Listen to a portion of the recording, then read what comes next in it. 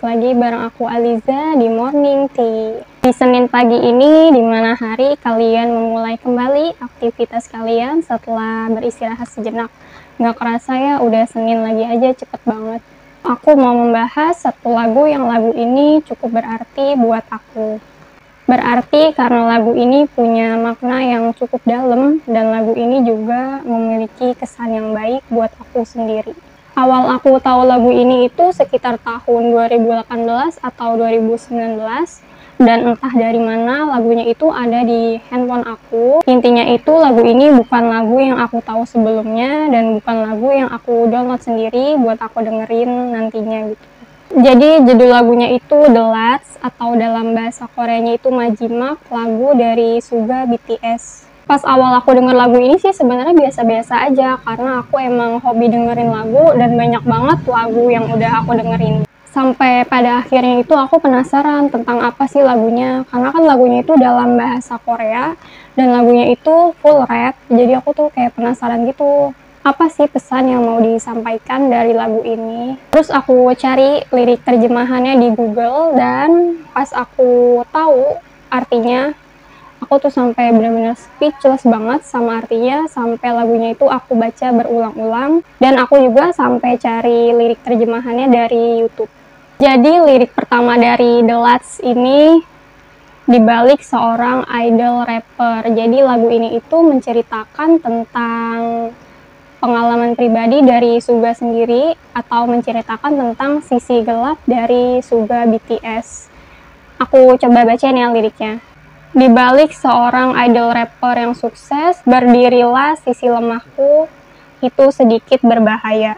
Ada kalanya depresi dan OCD kambuh lagi. Jadi Suga itu pernah menderita depresi dan pernah menderita OCD. OCD itu Obsessive Compulsive Disorder, yaitu gangguan mental yang mendorong penderitanya untuk melakukan tindakan tertentu secara berulang-ulang. Tindakan tersebut ia lakukan untuk mengurangi kecemasan dalam pikirannya. Tidak mungkin itulah diriku yang sebenarnya. Terpisah dari kenyataan adanya konflik dengan impian. Sekitar usia 18 tahun, sosial fobia timbul dalam diriku.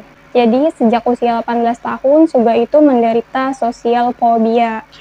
Saat itulah mentalku perlahan terganggu. Terkadang aku juga takut dan membenci diri sendiri berkat depresi yang kembali berputar. Di lagu ini Suga itu menceritakan bahwa dia itu telah mengidap depresi sejak usia belasan tahun ya, dan meskipun depresinya itu udah pulih, sewaktu-waktu di momen tertentu depresinya itu bisa seperti ada lagi gitu, muncul lagi depresinya.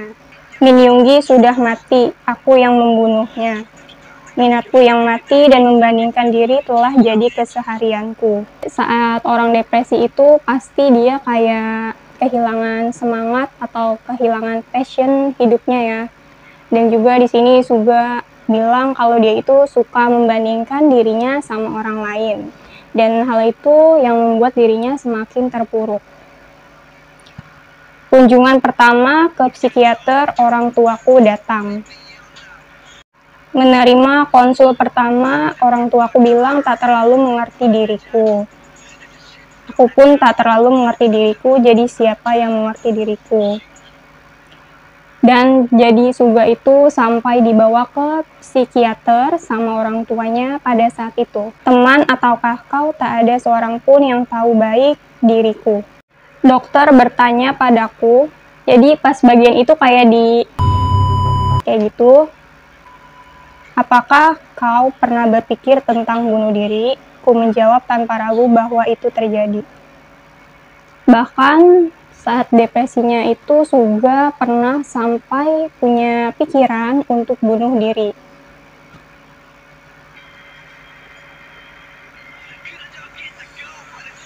Kata seperti biasanya, aku tak peduli.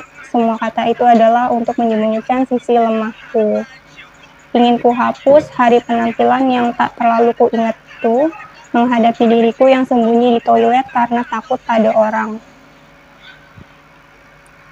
Jadi saat sosial fobianya Suga kambuh itu, Suga sampai sembunyi di toilet ya, karena dia itu takut bertemu sama orang-orang. Saat itu aku berpikir sukses akan menggantikan segalanya. Tapi seiring berjalannya waktu, aku seperti berubah menjadi monster. Kutukan masa mudaku dengan monster bernama sukses. Dan monster itu ingin lebih banyak kekayaan, keserakahan yang merupakan senjataku, menelanku, merusak diriku, dan terkadang merantai leherku. Mereka memintaku untuk menutup mulut, namun jika aku menghentikannya, ia memintaku menelan buah larangan baik dan buruk. Aku tak menginginkannya, mereka ingin ku pergi dari bukit ini. Shit, baiklah, jadi tolong hentikan. Penyebab semuanya adalah aku, jadikanku hentikan diriku sendiri. Jika penderitaanku adalah kebahagiaan kalian, dengan senang hati aku akan menderita. Jika akulah target kebencian, aku akan naik ke alat pemenggal kepala. Hal yang hanya aku bayangkan menjadi kenyataan. Mimpi masa kecilku berada tepat di depan mata. Dari aku yang bukan apa-apa tampil di depan dua orang, kini Tokyo Dome di depan hidungku. Hidup hanya satu kali, jadi aku akan hidup lebih bergairah dari siapapun. Penggemarku, teman kampungku, keluargaku, kuharap kalian tak khawatir karena kini aku benar baik. Aku membantah naluriku berkali-kali, tujuanku menjadi idola, aku tak akan menyangkalnya. Beberapa kali penderitaan menggali dalam jiwaku, tak ada jawaban dari akhir sebuah pengembaraan. Harga diri yang kupikir telah kujual kini menjadi kebanggaanku.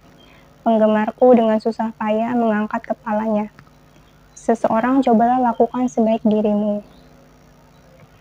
Beribu kepala mengangguk-angguk mengikuti gerakan tanganku. Di lagu Suga The Last ini, di awal part lagunya itu, Suga menceritakan tentang kondisi-kondisi sulit dalam hidupnya ya, perjuangan ia untuk menjadi sukses, dan di akhir-akhir dari lagunya itu, Suga mulai menceritakan keberhasilannya dia, dari yang tadinya cuma tampil di depan dua orang, sampai dia bisa tampil di tempat-tempat yang besar seperti Tokyo Dome, seperti itu ya. Jadi lagu ini tuh bagus banget, dan mungkin untuk sebagian orang lagu ini juga menjadi sebuah motivasi. Ngomongin soal hidup dan kehidupan, mungkin sebagian dari kita pernah ya berada di posisi yang sama seperti Suga di lagu ini, di mana realita hidup terkadang itu seringkali tidak berjalan sesuai dengan ekspektasi kita, di mana rencana-rencana yang kita buat itu seringkali gagal. Aku juga pernah ada di masa-masa seperti itu ya, dan saat aku mendengarkan lagu ini, aku tuh ngerasa kayak lagu ini like a medicine for me pada saat itu. Dan juga lagu ini menyadarkan aku kalau di atas langit itu masih ada langit, dan di bawah tanah itu masih ada tanah. Karena kadang orang itu kalau lagi down, kalau lagi diuji, dia tuh kayak ngerasa dirinya yang paling sedih, kayak ngerasa dirinya yang paling sengsara, kayak ngerasa dirinya yang cuma punya kesulitan itu sendiri. Padahal banyak banget orang-orang di luar sana yang mereka juga diuji, bahkan ujiannya itu lebih besar dari kita.